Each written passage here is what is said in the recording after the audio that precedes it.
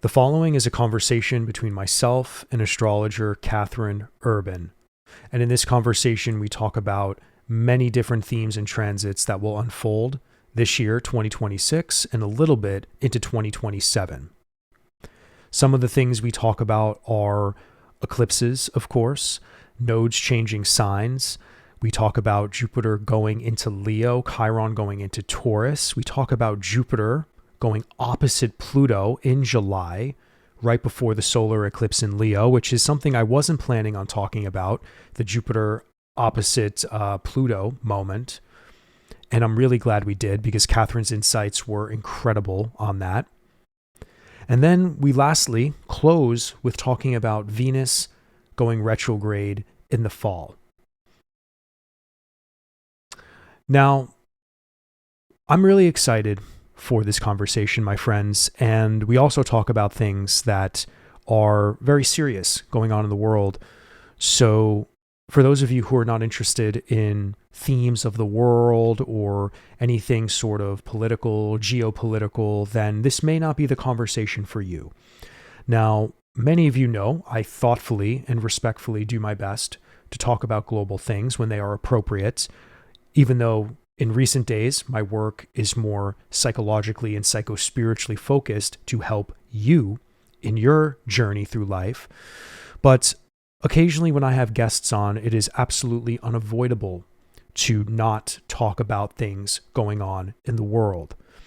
And Catherine and I maturely and respectfully did that today. So just a disclaimer, if for any reason you are not interested in that kind of astrological delineation, then it's okay. You don't have to watch this. But just a little warning for those of you who are not really into that kind of thing. Now, before we get into the conversation, I would just like to read a few things I have here about Catherine. And if you would like to even connect with her, all the links are down below. But Catherine Urban has over 16 years of astrological immersion. Her practice is steeped in classical, medieval, natal, and horary techniques, centering compassion for human experience. She specializes in forecasting, and she empowers her clients to become alchemists of their own charts while gaining confidence and clarity on their path. She is an astrology teacher. She is a mama of two, and she is the author of Your Astrological Cookbook, The Perfect Recipe for Every Sign. Now, if you want to connect with Catherine, there are links down below in the description box. And I really do hope to have further conversations with Catherine after this one. So stay tuned as the future unfolds for Catherine to join us again. Now, without further ado, I hope you enjoy our conversation today. All right, well, let's dive right in, I guess. All right, let's do And it. yeah, so just tell me again, like your background a little bit. Because I mean, of course, I feel like in the YouTube astrology world for years before I became a professional, so to speak, I mean, I, of course, consumed a ton of YouTube content for knowledge, for fun, and I must have seen your face a lot, maybe over the last 5 or so years on the astrology podcast. I think is one of the big ones where I first maybe was introduced to you.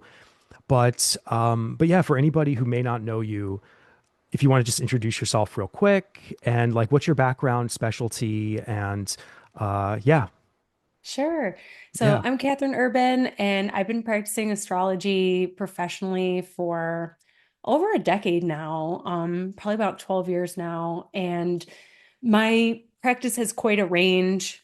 I'm just fascinated in astrology in general, and my obsession for astrology has been unwavering for, yeah, probably like almost 18 years now. And so it's taken me to a lot of different places, but currently my main obsession is the solar return chart, particularly the Mm, medieval approach to the solar return.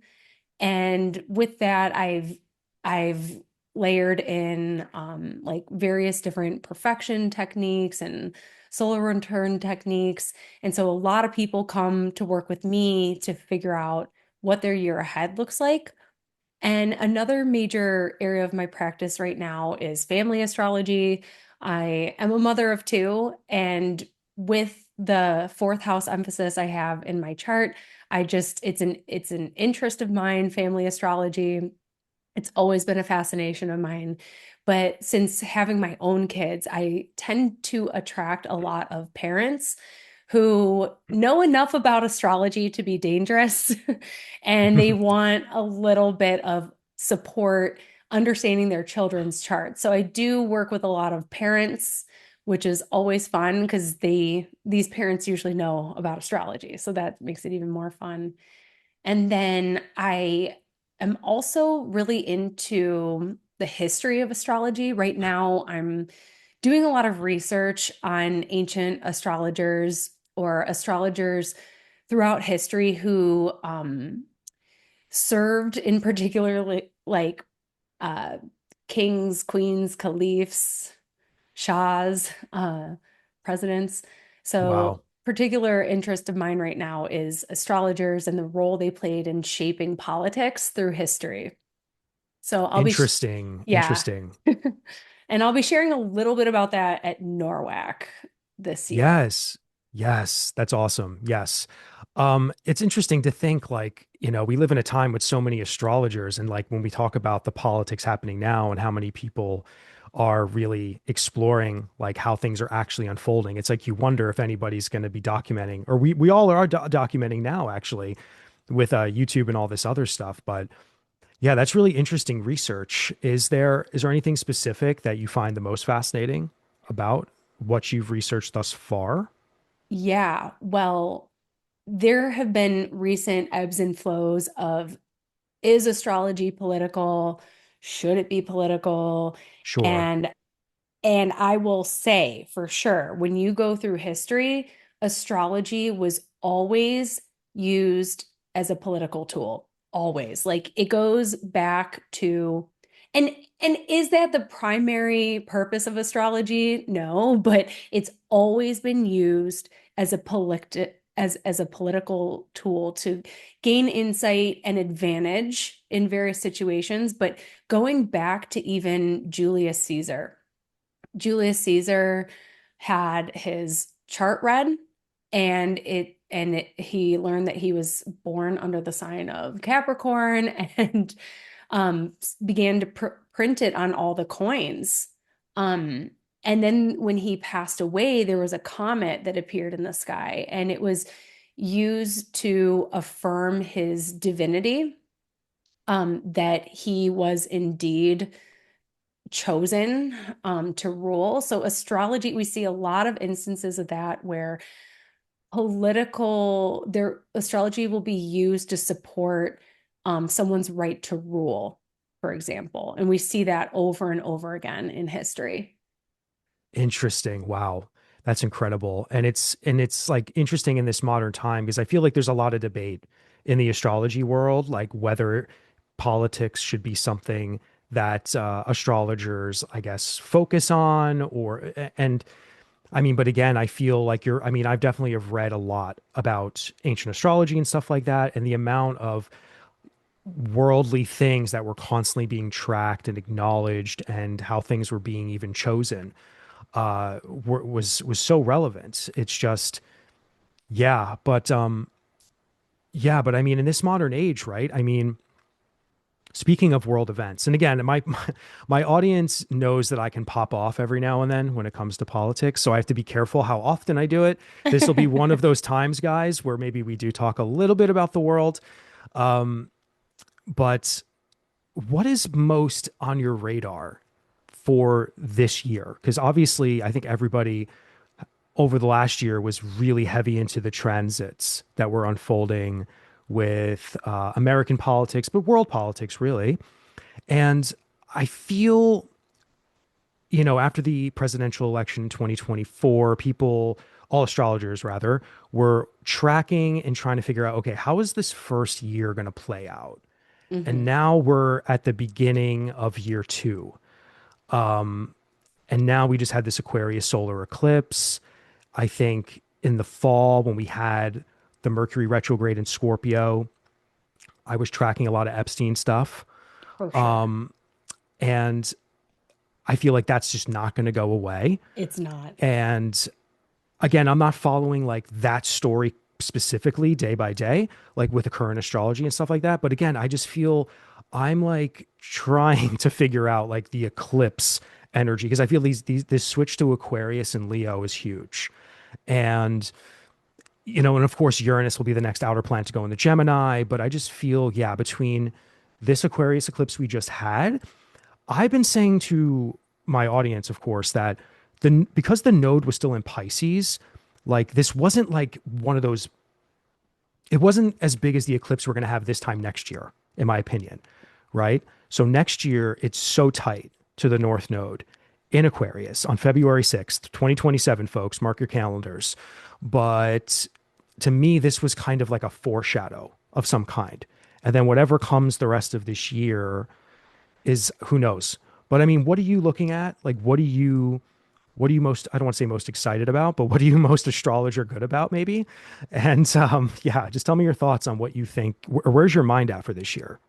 Yeah, I definitely agree with you, Joe. Like, I think that by far one of the biggest stories of the year is going to be the Epstein files and what's being exposed and the demands for justice and the demands that, you know, the same standards of law and order that you and I are held to will also be held to the wealthy elite. And right now, I think that's a concern for a lot of people is that, where are the arrests, basically? And the concern Hmm. that the wealthy elite are protecting themselves and above the law. And I think that the astrology suggests that this is only going to persist throughout 2026. And there are a few different things which indicate that. I would agree with you that the eclipses along the Leo Aquarius axis, with Leo representing leadership and in world astrology, Leo representing like the people who are in charge, the people who are the luminaries in society that we're all looking to. And usually that looks like leaders or celebrities, people of influence. And Aquarius representing the people, for sure. I agree that Aquarius can rule the people.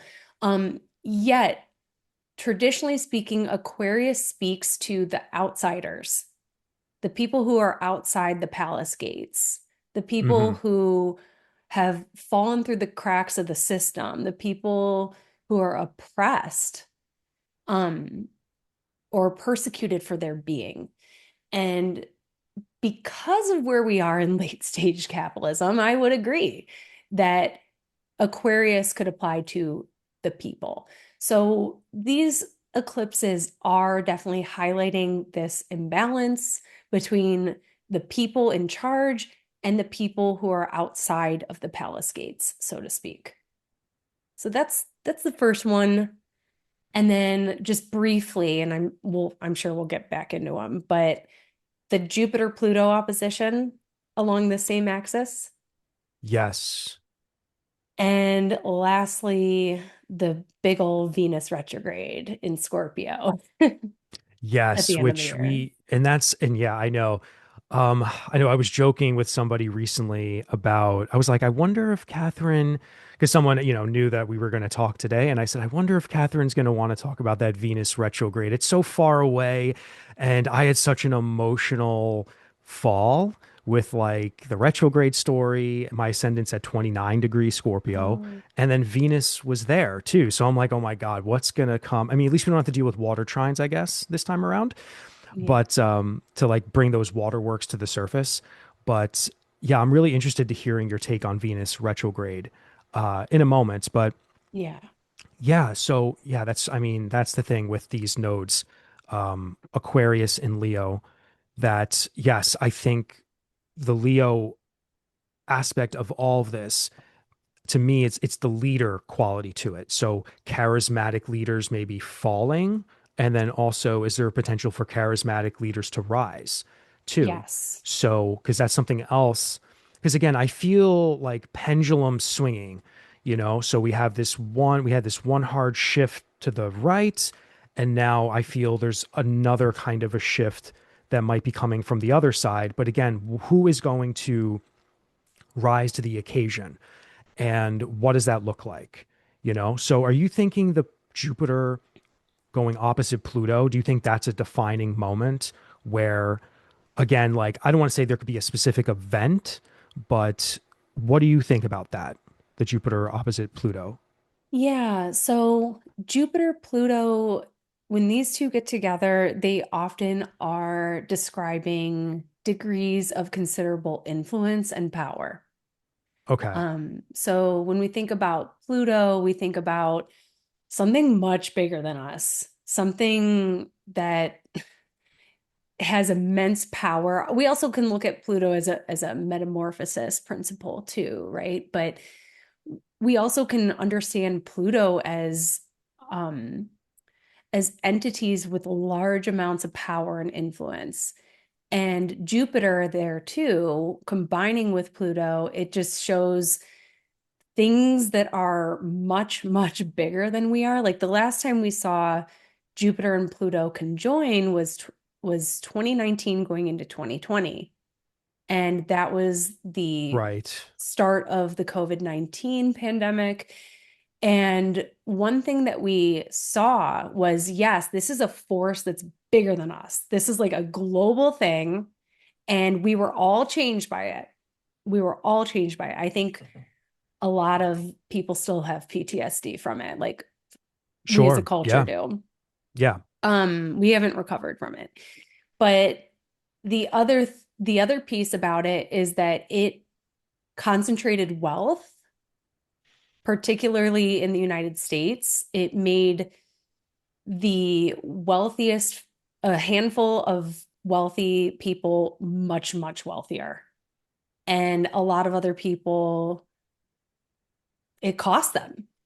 So we do see larger concentrations of wealth, and we see Jupiter Pluto show up a lot related to wealth in natal charts too, if it's configured with the second house or whatnot.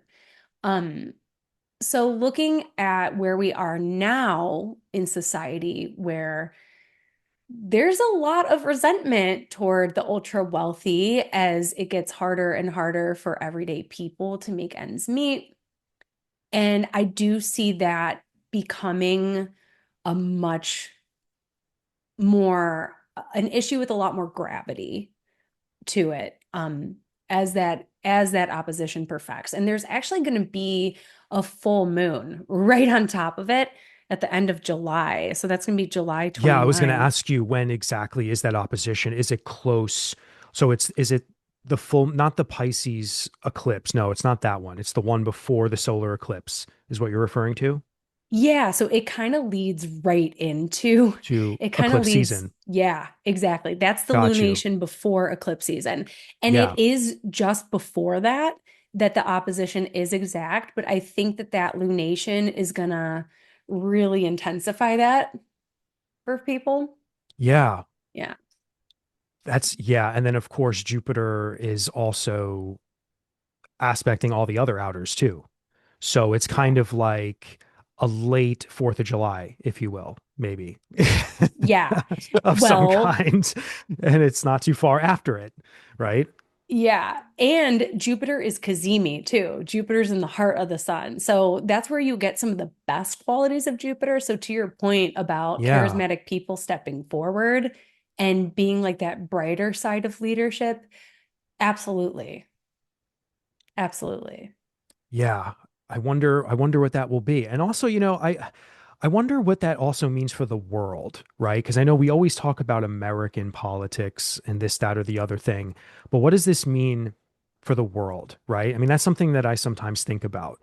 But I mean, if you really do zoom out, and maybe there's people in the comments from other countries that maybe they want to add some insight to what they feel. But I mean, I do feel there's a lot of revolution, dare I say that word. I mean, I feel like we're in an era of revolution of some kind. And maybe some countries are trying to have revolutions for the wrong reasons, but I just feel every other week there's something happening around the world. And of course, America is the force. We've always been like everybody looks to America. I mean, I think at some point that might actually not be the case. I think we might be knocked down a couple of pegs, Sure. unless there's a massive apology tour, maybe. But again, I think the one thing I fear, and that's something I talk about SJ, is do we see a rhyme of some kind of a war, or are we actually already in it, just in a different modern sense? Like I think there's arguments made for both, right? Like we technically could be in a world war just based on cyber stuff or whatever the case may be. Maybe not a ground one, right? Even though astrologers are already talking about, since Saturn and Neptune are back in Aries, that Iran is becoming another story, right? I think in recent Yeah. news. And that's kind of a big deal for astrology sake and for the world, of course, whatever that turns into.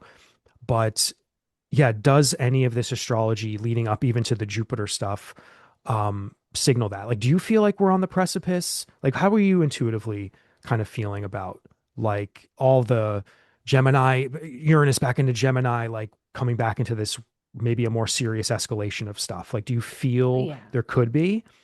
I do, but I'll admit that like the news cycle changes so much that there have been moments already this year that I'm like, oh yeah, that could lead us into more of like a global scale conflict or something like that. But then those fears sort of recede based on other things that are going on.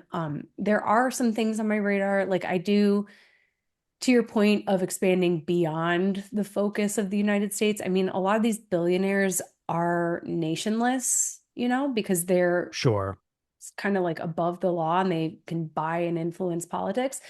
But I mean, we've seen in other nations like what's happening in Iran, and we've seen what happened in Venezuela. I mean, obviously the United States had a hand in that, but the overthrowing of a leader. In Brazil, they arrested Bolsonaro, and then I just happened somewhere else too. I'm trying to remember where. Was it South Korea? Was it South Korea? Can't remember. But Maybe, yeah, maybe last year there was something, I think. okay, Yeah. maybe I'm wrong. But yeah, I feel like leaders are being um there's a lot of pressure on them, and we are seeing the people put that pressure on and hold them accountable when they don't follow the law. So it is a trend that we are seeing. And yeah, with I think another thing that is on my radar is Greenland.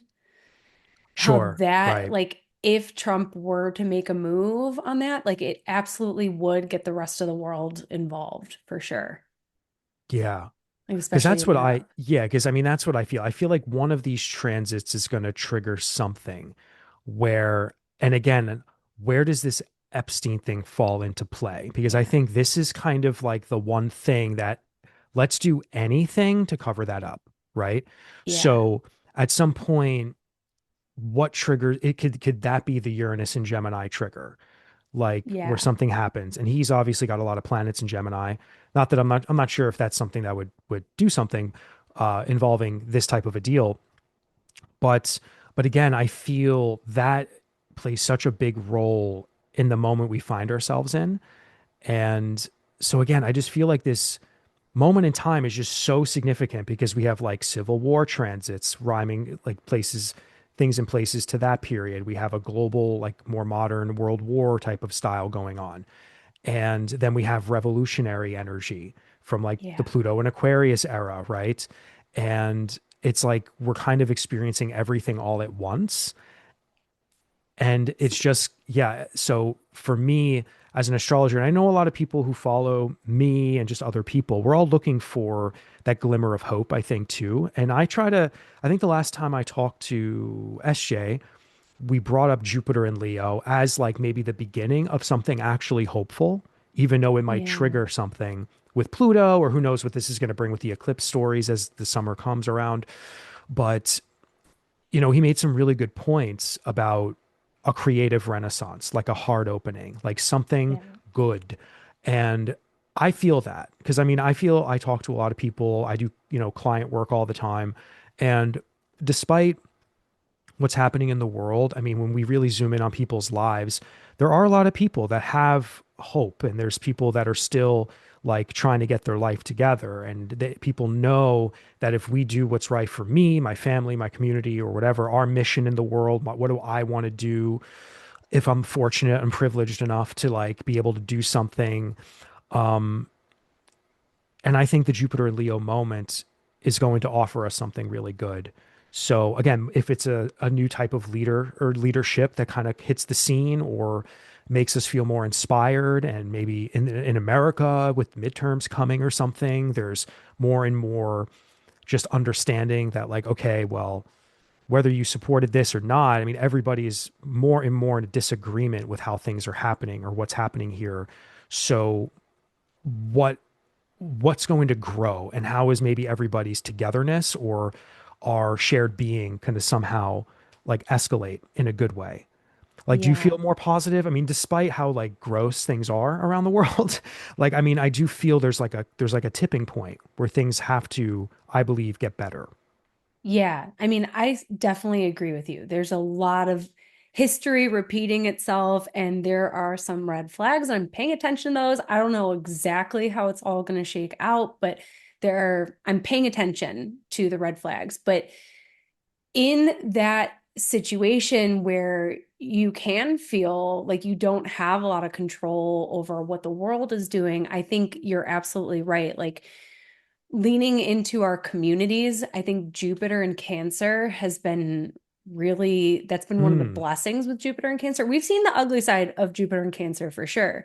But I think Jupiter and Cancer being a sign of protection, safety, care, nurturing, when we aren't finding it in the systems that should be benefiting us, we're turning toward each other. And I'm seeing lots of good examples of like mutual aid out in the world, but also just people leaning more into their communities, friends, family, connecting. And something that I like to remind a lot of people to do is that Neptune in Pisces, that era is over, but hopefully that taught us all something about finding faith in something bigger than us, finding hope, finding faith.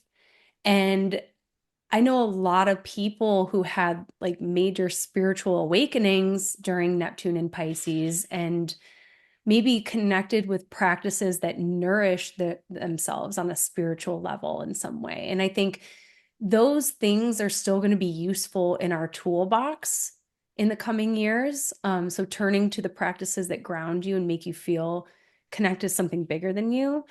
And yet we're entering into an era with Neptune in Aries and Saturn there. And I think that is also a place of renewal and hope in sort of a phoenix kind of way. Because we look at Saturn and Neptune as the collapse of the old paradigms, the collapse of the old structures, where the rule book is sort of failing us at this point. But what we get to do in Aries is very experimental, and Yes. it's about like your instincts. What are you feeling in the moment? It doesn't have to all be polished. And yeah, I often think about it like the opposite of Libra, which is really curated and polished. And Aries is just kind of more like raw, unrefined, and just genuine. And that's where things are headed right now. And so I do think that through the collapse of the old, what is inspiring us? Looking at what is inspiring. What's inspiring to me is seeing communities come together. That's one of the most inspiring things to me right now. And to your point about Jupiter and Leo, I mean, that's incredibly generous. I think it like moving from Jupiter and Cancer, the benefit of being in community, friends, family, leaning on each other, being a support system for each other, sharing meals together, making memories together, moving into that heart-centered space of Jupiter and Leo and the generosity that can emanate Yeah. forth from that, Sure. that is going to be cool. Yeah, and I think there's a creative renaissance aspect to it as well. So because again, I think during the era, I don't know if it was the Vietnam era, but it was the flower child era. I think there was a Yeah. Jupiter and Leo transit happening there.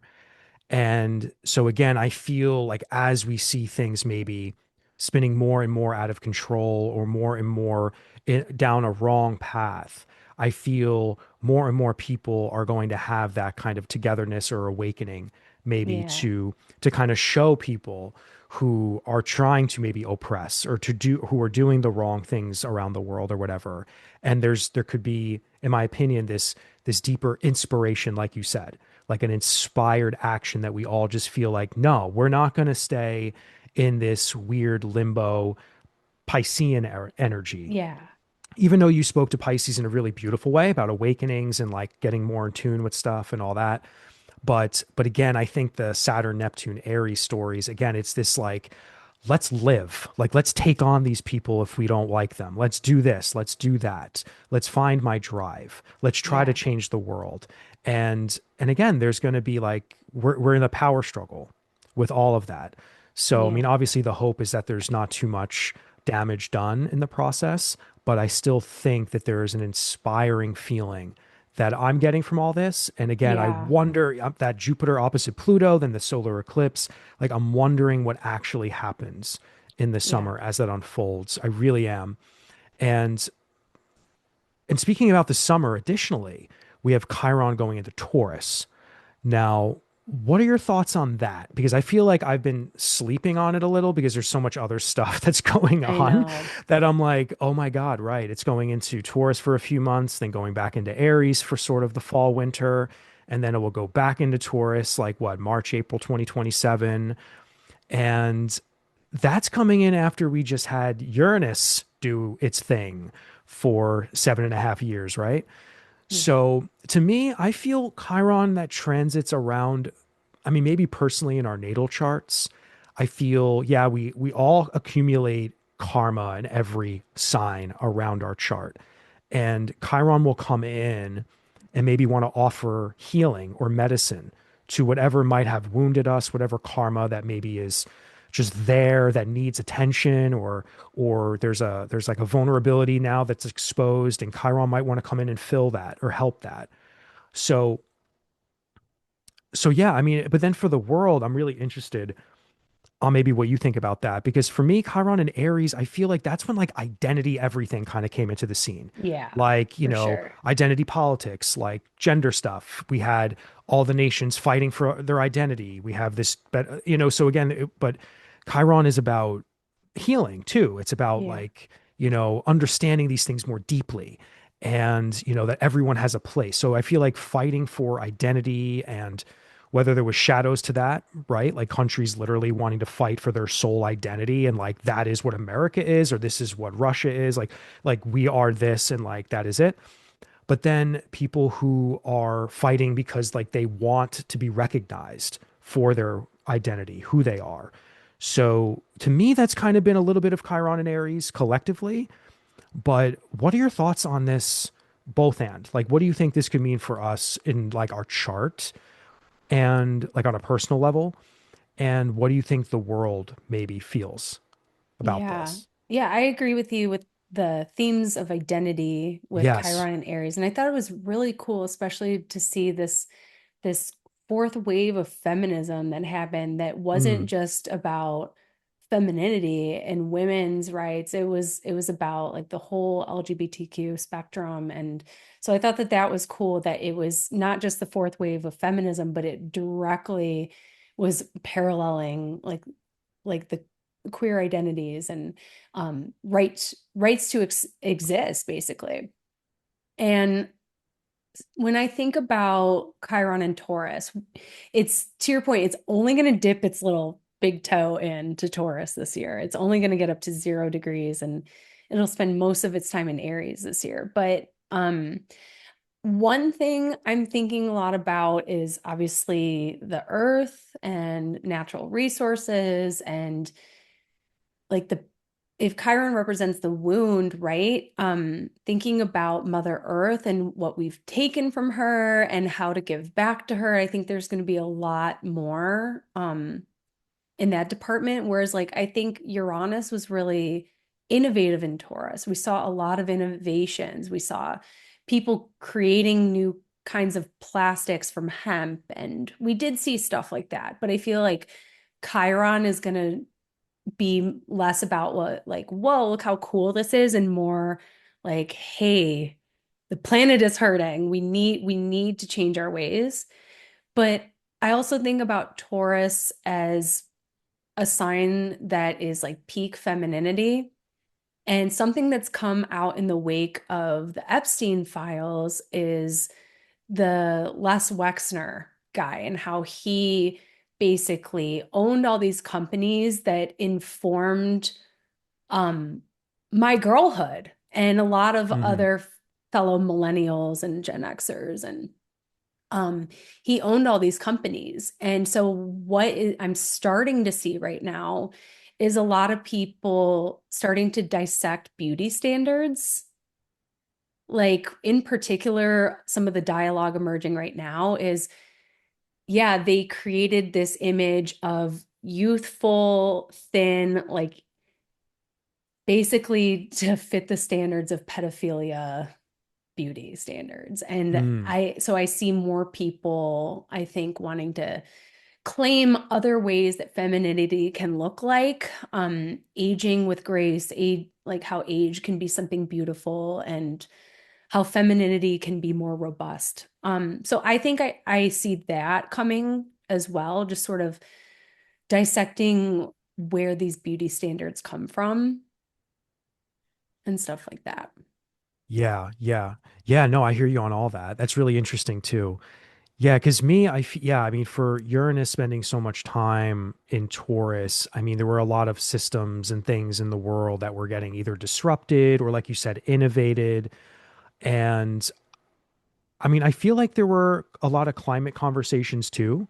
Yeah. Maybe even escalations of climate change, period, full stop. I feel like there was just a Mhm. lot, things got more intense and erratic, and that's probably not going to change, of course. So yeah, I mean, I feel like on my radar, I agree that there could be a deeper emphasis, and maybe with the age of Uranus and Gemini and these other outer planets, maybe there'll be technologies that can assist. I mean, if we have the right leadership and et cetera in process, in power, there could be a time for healing. And I'm going to lean into that timeline. Like I'm going to believe that. And I think, Yeah. because I think we do need healing around the Yeah. world. And obviously I feel like humanity swings back and forth constantly, I but know. I'd like to imagine that a Pluto and Aquarius era, once we get through the power struggle, the dark power first, the revolution, I think, is always progressive. And I'm not necessarily saying the word progressive in like a political sense necessarily, like we know it today, like for left wing or whatever, but just progression, period. Like, so if we're going to progress, there's enough minds and people with intelligence that knows, like, hey, what we do and what we've been doing since the Industrial Revolution is not going to fly anymore. So I think, like you said, Chiron and Taurus can be beautiful for healing and for Mother Earth specifically, for sure. Yeah. But the beauty thing's really interesting as well. You know? Hmm.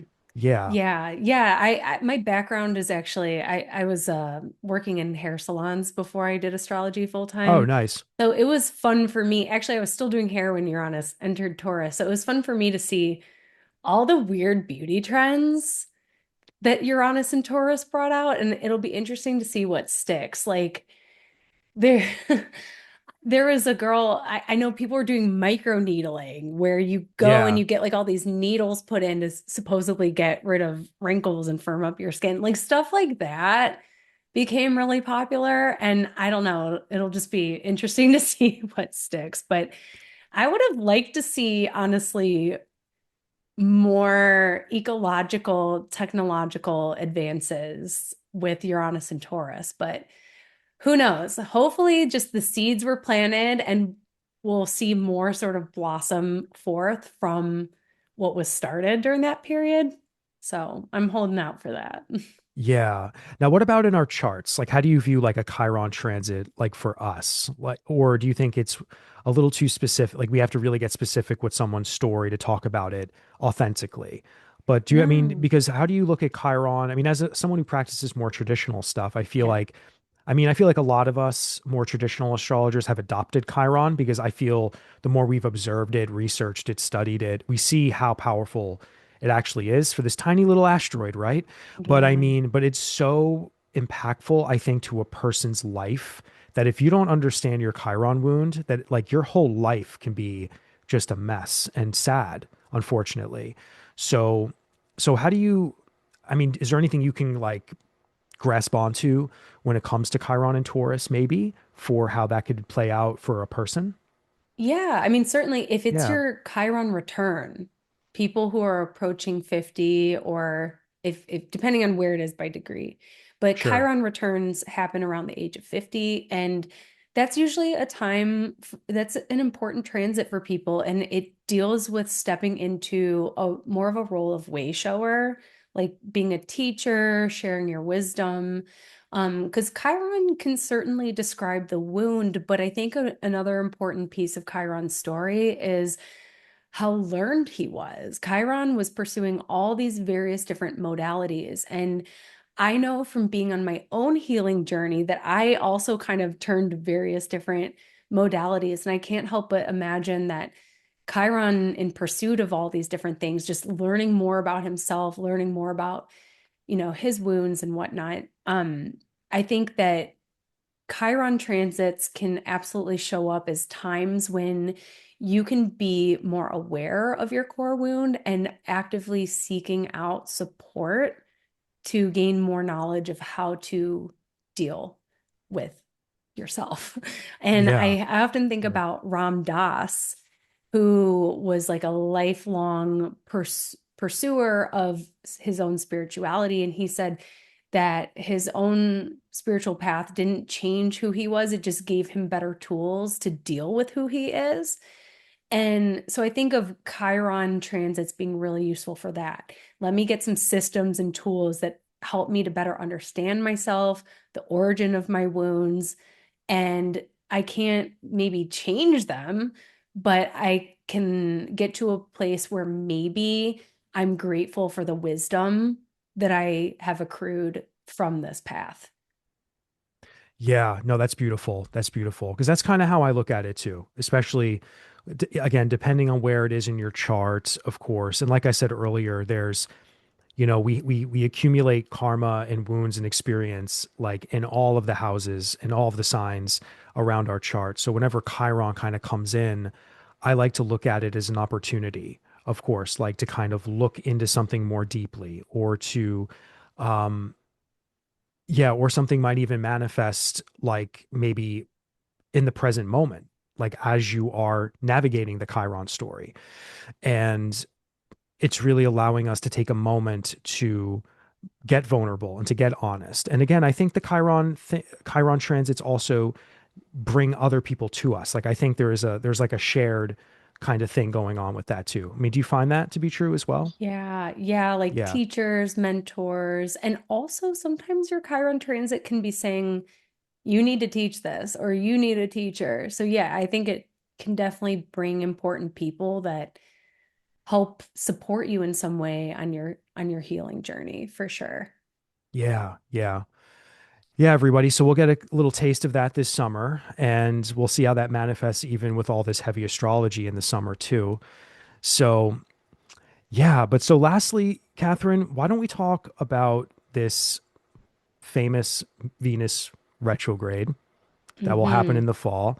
I don't think a lot of us are even that's on our radar yet, but what are you thinking about this? Like, what do you, because I mean, we had Venus in Scorpio this fall, we had a lot going on this past fall.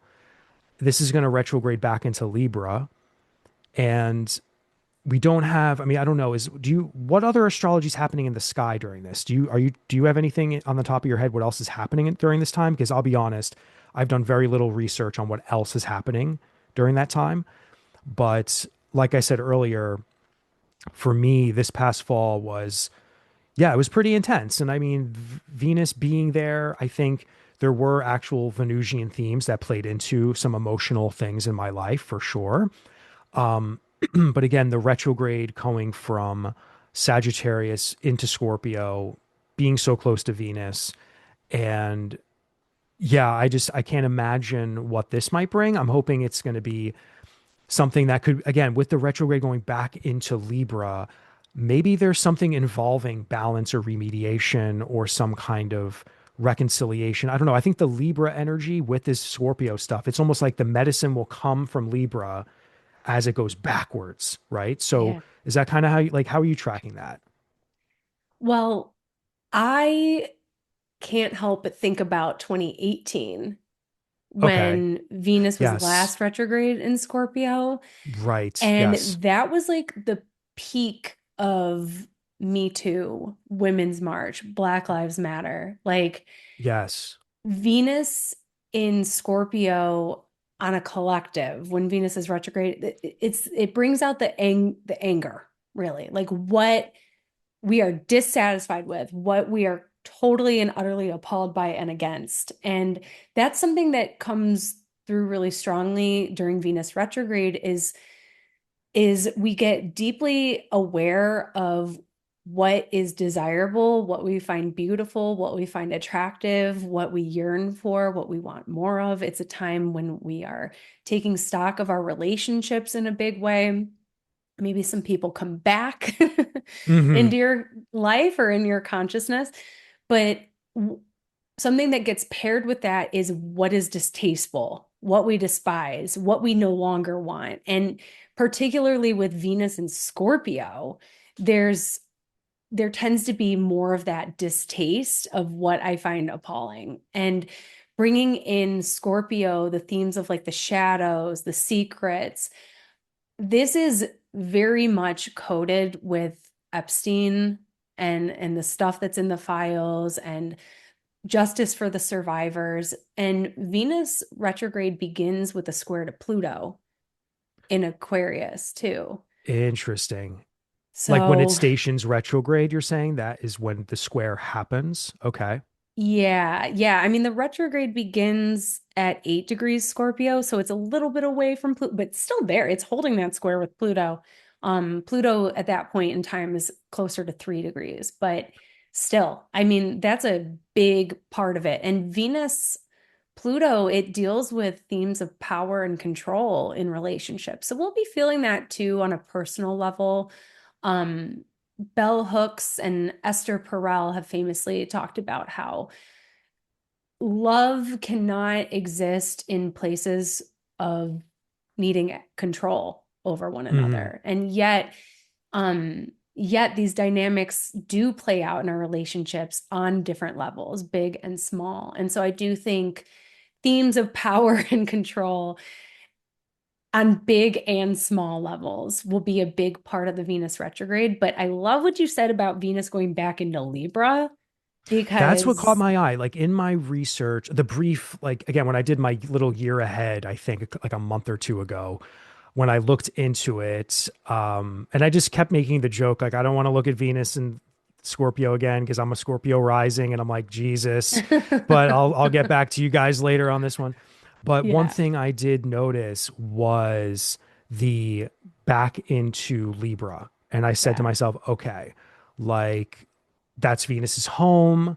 The Libra archetype, I think, just generally in the collective, that can mean justice, maybe. Like that yes, can mean balance. That can mean something along those lines. And yes, I'm wondering post, because is that like, does it go into November? Because again, I think the whole yes. pre shadow retrograde and post shadow leads into December, right? This Or is it is further beyond that?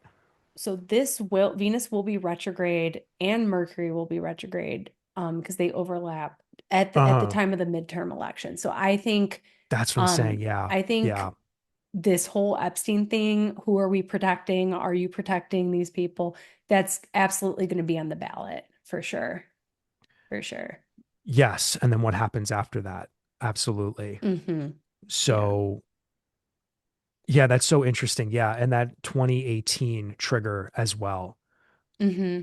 for that too. But yeah, Yeah. I liked what you said though about, I don't know, you said something a little bit darker about something with Venus About like retrograde. power and Yeah, control and those things. yeah, Yeah. something like that. Or Yeah. we have to face things that are, you didn't say the word repulsive, did you? Like Yeah, the things that repulse us, we're just like more like icked out by them. And yeah, yeah. yeah, And you think that in our own charts, there could be, like, do you think the Scorpio part of our life, there could be something there that we feel into? Because I'm trying to like think in the fall for me, not to go into any details, but there was just, yeah, like I feel like I was like diving deeper into my own, like, what brings me joy, like I was dealing more with like pleasure things, like what do I yeah, actually want out of life, you know? yeah, And it was both, and there were some things involving like people, and then there were things involving just like endeavors I was taking a part in. So it wasn't all about just like relationships and this and that. for it was sure. it was deeper than that. It was more about what brings me fulfillment, like what brings me like happiness and pleasure. So, and then the Scorpio nature to, at least me, which can get really deep and psychological, I guess, like Hmm. it made me go into maybe states of consciousness that I didn't like. Hmm. But again, there was like this rebirth that happened through it as well. So Was that the last time it was retrograde there? Is that what you're no, I'm talking just talking about this fall when it was direct with all that crazy stuff. No, about? but when it actually, yeah, I mean, okay. Yeah, to go Yeah. back to 2018, yeah, it was a little bit darker in 2018. Yeah. Yeah. I was like, I think I was coming off of a relationship. Yeah. So again, not to get like into that territory, but I mean, it was profound because I think it retrograded back into Libra, right? Hmm. Again. Yeah, I think So so. so there was like a healing though that happened for me, but that's my 12th Yeah, it house, of did. course. Yeah. So there was like kind of a happy outcome. So that's kind of like the point that I think maybe for the world we can focus on, is that there could be some kind of a balancing, For sure. Yeah, you Venus in know? Libra is really good at smoothing things out. And Yeah. Libra is a sign that famously wants to find a win-win, find a Mm. compromise. Like, can we all benefit from this situation? But yeah, I mean, Venus in Libra, it's also from a world astrology point, like fairness, justice. Yeah. So, but I think on a personal level too, it's also offers some sort of reassurance that like if you are confronted with something pretty deep at the beginning of Yeah. the retrograde, that it should probably end up a lot more smoother and with more understanding where the other person is coming from is a big part of Libra too. So yeah, I think that that's something we can count on. Yeah. Yeah. No, I mean, again, I think I mean, I joke around when I say like everyone should be scared of, just because I had like an emotional experience. Um, but yeah, I'm trying to think if there's anything else with that. Cause I mean, that's something I know you wanted to talk about. Is there anything else involving that retrograde cycle that Yeah, strikes you, I would or just that, say or maybe our audience can like take something away from it? Yeah, I would just say look back to 2018, the fall of 2018. It was around the same time. It was early October going into middle of November. It was right around the same degrees, same time. And just think about what was on your mind, what was coming up for you, what you were reassessing. Because again, it's not always primarily coded with relationships. Very often it is because, we're a social species, but it can also be, to your point, Joe, like what brings me joy? What am I giving my time to? Like, for example, if you have Venus retrograde in the second house, you might be thinking a lot about where your time is going, where your time is invested in. And it could be more financial if it's in your second or eighth or 10th. You could be doing reassessing around career goals or just goals in general if it's in your 10th. It could be related to like food and indulgences, intoxicants if it's going through your first or your sixth. So, I mean, there's more than just relationships here, but we just know that um, Venus Pluto, it's going to take us to some deep places. And one of my favorite things about Venus Pluto aspects is that it can be an opportunity to reveal more of yourself to another person in your life that you care about. I think it's great for building intimacy, building close connections. Because something that one of my favorite people always says, RuPaul, I love RuPaul. Nice. Yeah, me too. I love RuPaul. Who I love doesn't love RuPaul. RuPaul? Stop. If you Who don't like doesn't? RuPaul, just get out right now. Turn off this video, please. Exactly. Um, but RuPaul always encourages the queens on TV, and not just for good Yeah. TV, but he always says, you need to reveal yourself. We need to see who you are. And he actually even says, like, if you're being too polished and too perfect, it's not good. We want to see you get messy and not be afraid to just like be stupid. And so I share that because he often says that, like, we need to see the other dimensions of you so that we can fall in love with you. And it's true. I think Pluto wants us to reveal our shadow, our hidden selves, our fears, our Sure. Yeah. vulnerabilities, our deepest desires. And so this Venus retrograde could be really beautiful for that too, deepening your connection with other people and not being afraid to bring that part of yourself forth. Yeah, I really like that. I really like that because I feel, I mean, that's definitely the positive way, the more encouraging way to look at it. But I mean, I do feel that that could be something really, um, yeah, something that could really come, that there's a deepening and a transformation that can come through whatever, if it's a relational dynamic or just that feeling of what do I need right now, or what brings me balance and harmony? Like, where can I harmonize a little bit more deeper with whatever it is? And the Pluto story and wherever Aquarius is in your life, I feel like that's gonna, again, you're gonna feel that there. Yeah. And and then again, going back into Libra, wherever that is in your charts, I think it's, yeah, that's going to be an interesting, like, how is that going to play a role just into the retrograde cycle itself with the Scorpio themes? Yeah. But again, I think like for the world, I mean, that's going to be a pretty big trigger for the Pluto aspect. And what does that bring? We'll have to wait and find out, I guess. Mm-hmm. Yeah. Yeah. Inspiration, hopefully. I don't know. Venus, to your point too earlier about this being a time that could be culturally or artistically inspiring. I agree with that. And I think Libra being aesthetics and design, there could be something in there. But yeah, I mean, something I kind of want to come back to is Neptune and Aries and the spirit of the rebel, the spirit of punk rock. And Yeah, sure. I think that you're correct. I think that this is a time when art is going to do us a lot of favors and offer a lot of healing and inspiration. And so maybe there's something about Venus and Libra that can kind of double down on that.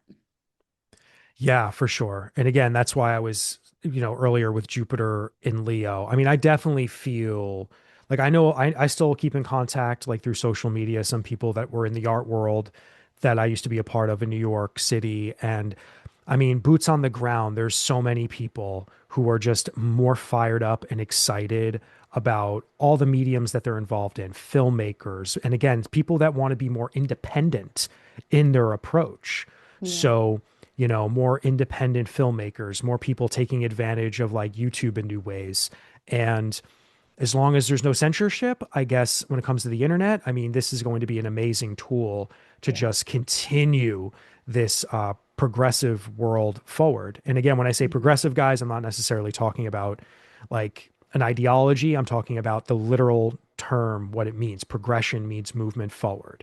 Yeah. And I think yeah, a lot of the art people I know are just very excited. Like, nobody is trying to wallow away in fear or despair. People are just fired up.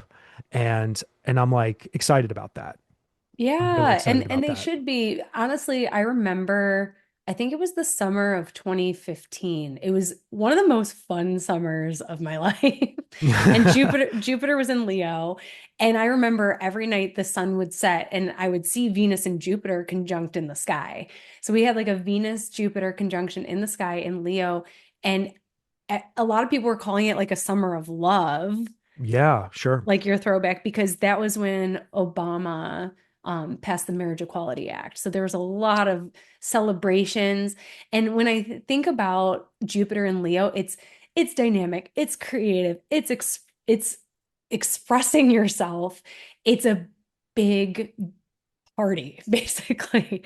So hopefully there are, despite everything crazy going on and all the red flags we've been talking about, hopefully Jupiter and Leo can keep our spirits elevated and help us find the party. Absolutely. I agree. I agree. I have a good feeling. I have a good feeling. I mean, I feel, I mean, we can only hope that as fast as things have got to where we are now, maybe that's how fast the tide can come back in some way, shape, or form. But yeah, is there anything you would like to say to close off? Is there any words of either inspiration or any sort of closing thoughts you may have just about anything? I would just say that, yeah, like use the astrology to inform our understanding of the moment, but we can't let it make us too fearful to live our full, most vibrant lives. And I would say that, if anything, this spirit of the age with Neptune and Aries, it has all the room for experimentalism. Like you do not have to do what everyone else is doing. And I think with everything being made more possible with technological innovations too, like that creating more opportunities for people, there is a lot of room for innovation and new ideas and just challenging the status quo. So, yeah, I would just say don't be afraid to be yourself or to try something a new way because we are in trailblazing. We're in a trailblazing era right now. So, find your own way because that's actually what's attractive right now. Neptune and Aries is like we have reverence for the rebel, the warrior, the soldier, the innovator, the pioneer, the trailblazer. So just be your most authentic self. I love that. I love that. Beautiful, beautiful. And I agree. I absolutely 100% agree. All right, Catherine. Well, this has been beautiful talking to you. Now, I'm going to put all of your information in the description box, but is there anything you would like to say about your services or your offerings or what's going on with you as far as how people can connect with you or what they can know further about you and your practice or whatever? Sure. So I'm going to be at NORWAC, Northwest Astrology Conference. I'm going to be at UAC, the United Astrology Conference. So if you're there, come say hello. And otherwise, you can find me at my desk. I do consultations with people. It's the primary way I connect with people. And then I also do horary and electional consults too by email. So I'm also here if you need help making like an important decision that horary is best at answering, like getting clarity on a relationship or a job or finding lost items. I'm here for that. And yeah, that's what I've got going on. And and my kids and looking forward to summer. I'm so Yeah, me ready. too. Me too. Me too. All right, Catherine. Well, yes, thank you for coming on. And yeah, maybe we'll do something else in the future here. Thank you, Joe. This was really fun. All right. Awesome. All right, guys. Thanks for listening and watching.